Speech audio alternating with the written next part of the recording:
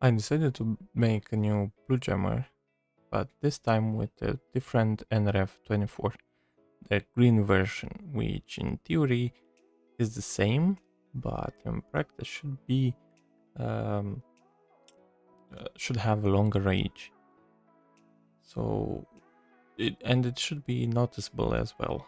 I know that it's also 20 dB as the black one, but in practice should be a longer range. I'm using ESP32 that I had laying around, so it's not the same version that I've used in the previous video, but this one should work as well.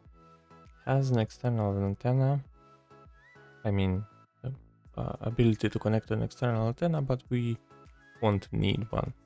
We are interested in just the range of the NRF.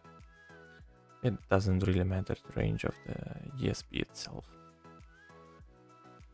As you can see here, these are the pins for this green version, front and back. It should be helpful when you will solder them on the PCB, because you will deal with pins on the back, and online you can only find the pins on the front. So it should be the same but reversed. You can see here each pin where it should be connected from the ESP32 through the display, and also the NRF. I will share in the description the GitHub repository when you can also see the connections. I'm using some wires firstly, but you'll see that this is not the best idea to test, because specifically in my case, these wires, I think these wires are broken. Maybe they are maybe the circuit is interrupted somewhere in the middle, and I will show you why. I did the same connection that are available in the GitHub page, so there's no point to explain each connection. If you will follow the colors that I've used, you will see that they are basically the same. This display is not working. This is why I have decided to switch the display to 5 volts and an NRF to 3 volts. As you can see here, we don't have any connectivity port available. So this is because I don't have the driver installed on this version of Windows. So you just have to go online on this website and download the driver, which is CP210X for USB to UART. Now we have the connection. You can connect, press install, and keep the bot button pressed while you are installing. So you will have to keep the bot button from the ESP32 pressed the whole time, so it will be around 2 minutes or so. So please prepare, maybe use something to press on the button, because it can be really harsh on your finger after 2 minutes. This video, of course, it's speed up a little. Okay, after everything is completed, we can check the logs, and here we should have on both NRFs logged, and as you can see, both failed. And this is because the connections are not okay. This is how I know that my wires are broken. We should have success at both, but we have failed at both. This means both connections to the NRF are broken. After this test, I've tried again to the log console, and this was something else. I switched a couple of wires, but I guess something was messed up. So after a couple of tests, I switched to the PCB. Well, as you can see, here is also failed, but here I'm using the breadboard still. everything works except the connections to the NRF modules. So I soldered everything onto the PCB.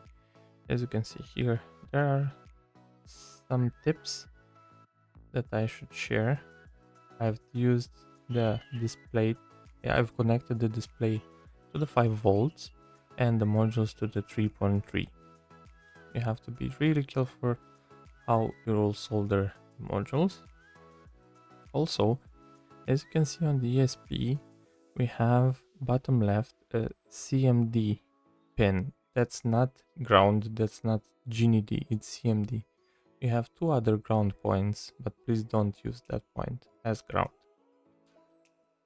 And also check your connections to the NRFs. This was the whole point why both had failed for me. After resoldering both, then I've had successful message. The PCB uses standard one, 70 millimeters to 90 millimeters, and I designed a case as well that can be used with this PCB.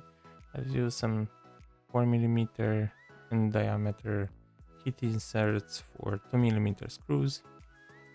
Everything should fit snug.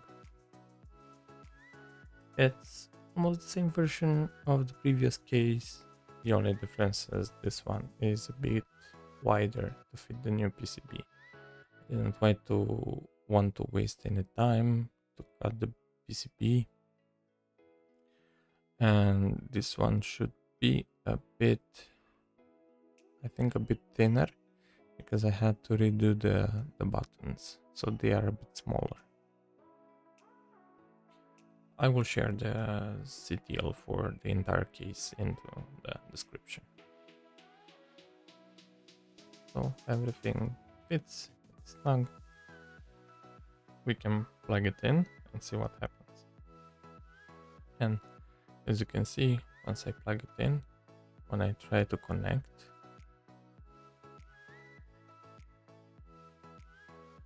it already started to work, so I don't have any internet access. I will refresh the page and you can see that the connection is interrupted. Please be aware that this only works on 2.4. You can see success for both NRFs, but this only works for 2.4 networks. So if you're using a 5G network, this won't work and your connection will still be available. All of them should work for 2.4. The remote control menu should be the most wide range, but even the Bluetooth version will kick off my internet. And as you can see, again, my network is not available, so it is working. If for you it's not working, check the logs. Check if both NRFs are successful deployed. If you have a failure on both or only on one of them, this might be the case where for you it's not working. And I tested the old black modules that I've used have around 10 meters range. This has somewhere between 15 and 20 meters. So yes, the green ones are more effective. So the test was successful. This was the main reason why I started to build the second version. So it was a success. I'm happy about this. If you will have any questions or any issues with it, you can leave a comment and I will try to help.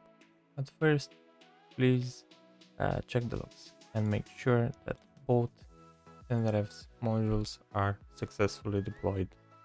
If you are not doing that, I'm not able to help and we won't have any clue on what's happening.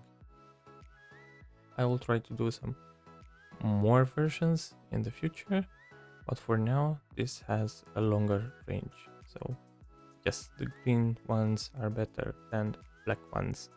As I promised, this is a new version with a longer range.